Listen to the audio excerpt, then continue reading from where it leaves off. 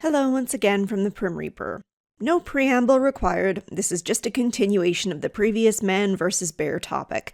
Like before, I'm just taking generalized versions of comments I have seen on the subject and criticizing those. So let's get back into it.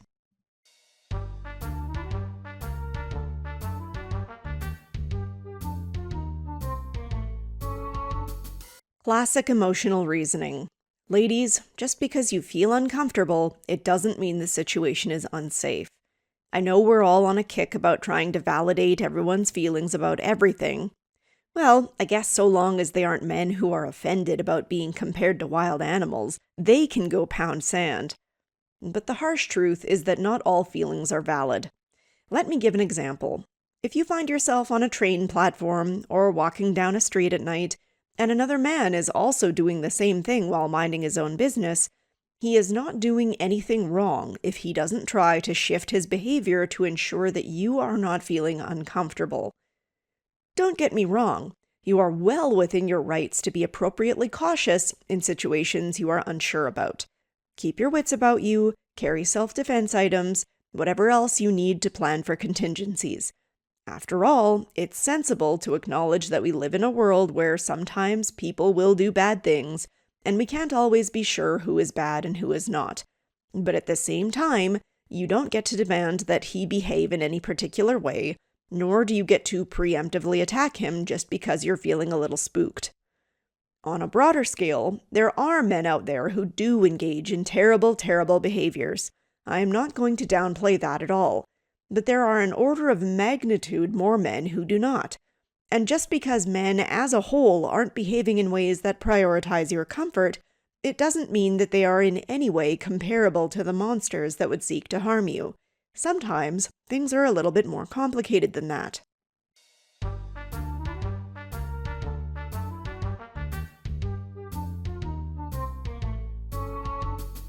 This one is probably one of the ones that makes me angriest in all this garbage, because it just highlights the sheer inability of so many people to not understand how statistics work.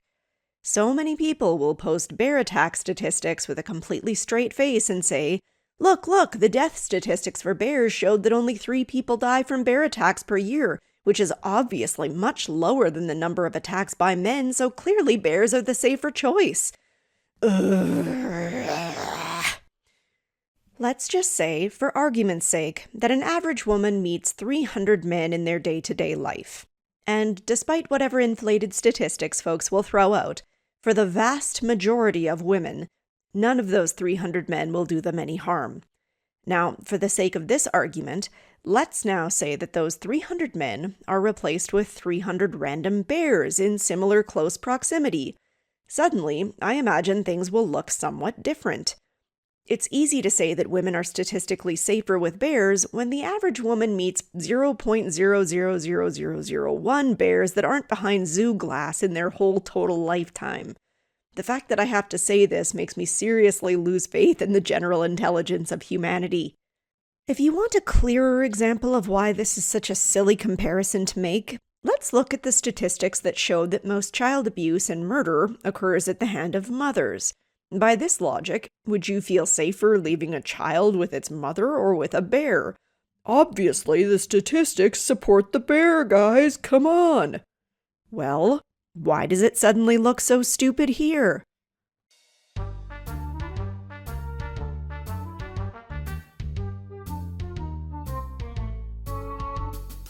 Okay, this might just be me and my silly old priorities, but being killed and eaten by a bear is not exactly something I'm comfortable comparing favorably to just about anything else.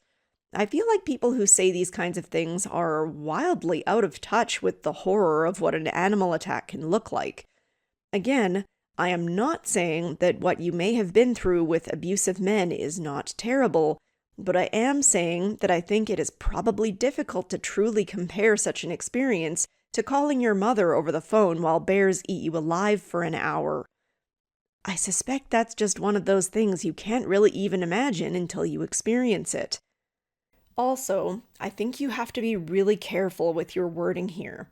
I have been very fortunate enough in my life to not be sexually abused, but most of the women I have talked to who have experienced that have nevertheless gone on to have rich, satisfying lives despite their trauma.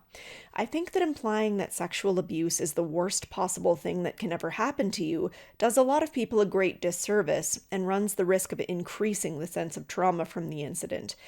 As does acting like most people don't clamor to rush to the aid of any woman who has experienced such abuse.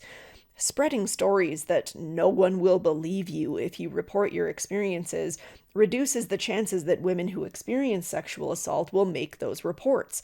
After all, if no one will listen to them, why bother, right? I know a person, who I will not reveal significant details about out of respect for their privacy, who had a frightening experience after being drugged at a club. Upon waking up in a stranger's bed, she immediately called the police and saw the local sexual assault response team, who tested her that very same morning. All of the people involved, including family and friends, were extremely sensitive about the matter and took her case very seriously. Now, just imagine if she believed that nobody would listen to her, didn't get any help, and bottled the experience up for the rest of her life. Would that have been a better outcome in any way whatsoever? Again, and I truly hate the number of caveats I've had to indicate in these videos, but I feel like I have to. I am not questioning that some people have the experience of being disbelieved when they are attacked, and that is an absolute shame and should be challenged. I do, of course, suspect that some people perceive any questioning or investigation into their assault as doubt, because listen and believe makes for a catchy saying, but not a terribly just system. But acting like sheer mocking disbelief across everyone in an individual's life is in any way the norm in the post-Me Too era is not only not realistic, but it also has the potential to cause more harm. If you are legitimately assaulted, the best way to seek justice is to report it as quickly as humanly possible while there is any potential evidence still present.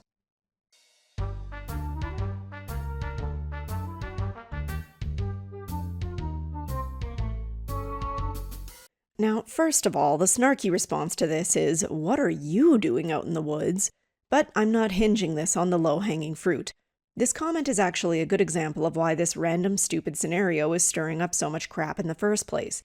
It's just vague enough that it allows people to fill in the gaps to suit their own agenda and message.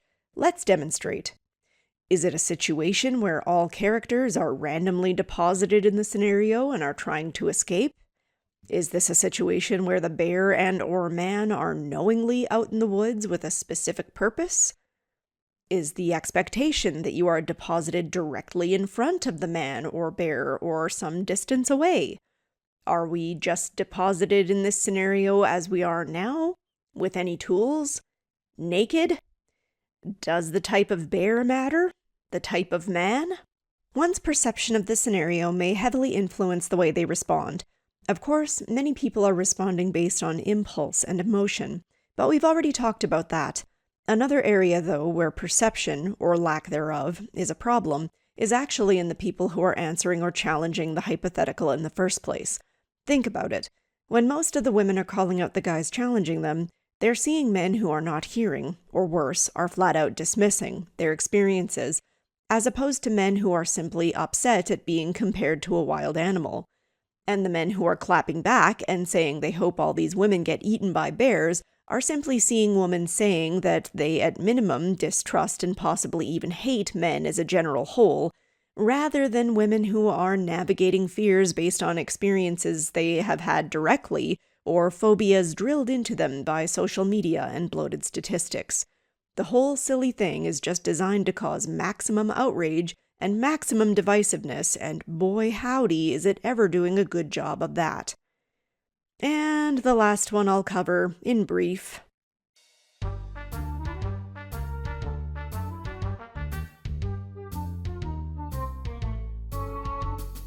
This is really what it all comes down to, isn't it? As usual, it's all about how can we make an easy, thoughtless statement about how little we think of men. It pains me to think about how quickly and readily these kinds of things catch on and how willing people are to spread them. I have said this a few times now, but it bears repeating. If you can take a statement like this and insert literally any other demographic, and all of a sudden it is something that would get you thoroughly canceled from any and all aspects of life.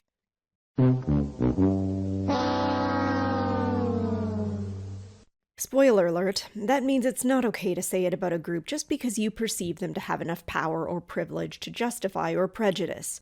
I know it has been said a lot, but hey, I already made the bear pun. But it's worth saying over again. Before I end this video, I just want to take a moment to address something I saw come out while in the process of writing this script. I would say it's not exactly a one-to-one comparison with the original scenario, but for all our intents and purposes, it basically ticks similar boxes. Besides, the point isn't the fact that the scenarios are meant to be exactly the same thing. Obviously, the man versus bear scenario focuses a little more on the potential for violence, whereas the woman versus tree comparison is focusing more on emotional well-being.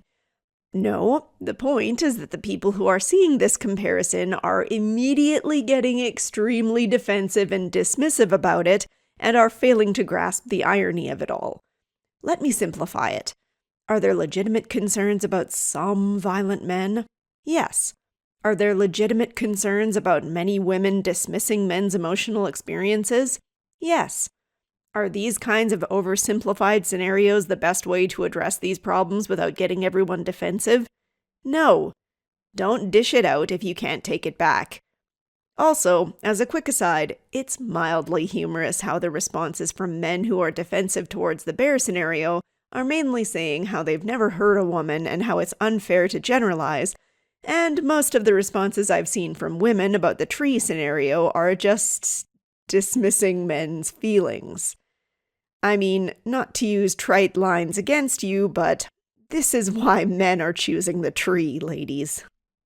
To summarize everything I've talked about here, I feel like a lot of this discussion just hinges on the idea of, what if we take our bad experiences with a paltry few men in our lives relative to the total number of men that we have encountered, and use that to make a broad, sweeping commentary that we would rather try our luck with a random wild animal over a random male of our own species, and then act surprised and indignant when men come in and have some thoughts and feelings on that. Why so many people fail to see this coming from a mile away is absolutely baffling to me. There are so many better, less divisive, less generalizing, less damning ways to have this conversation. But let's be real here, this is social media, and that's not what we do on social media, is it?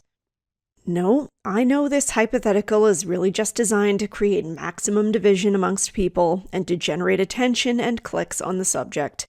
And yes, I know that technically what I'm doing is driving attention to the subject myself, but frankly, everyone can bite me because I nevertheless think that there is a lot of interesting psychology in social media shitposts like this, and it struck at my interest to challenge it all the same.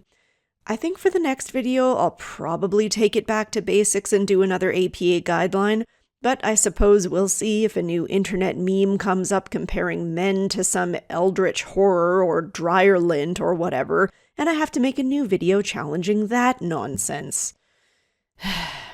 Anyway, thank you so much for watching, and I hope to see you all in the next one.